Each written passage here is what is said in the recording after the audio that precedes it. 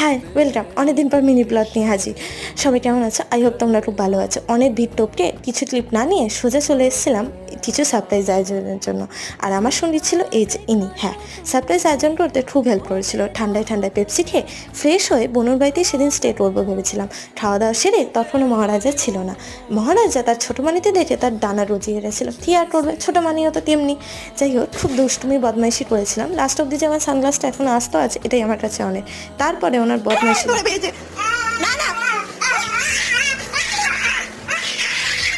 আর আসল সারপ্রাইজের কারণ হচ্ছে এই যে এই মানুষটার জন্মদিন আর তার ফুল খুব প্রিয়। তাই আর ঘুম দিতে ওঠা মাত্রই সেদিন সকালটা বনুর কাছেই ছিলাম, কেন বনু ছিল না। তাই এর সাথে খুনসুটিতে ভরে গেছিলো। কামড়েছে উনি, রাত দেখালো ও। বাবা যায়। তারপর আমি যখনই বললাম ঠিক আছে চলে যাচ্ছি, তেমনি হেসে দেখিয়ে দিল।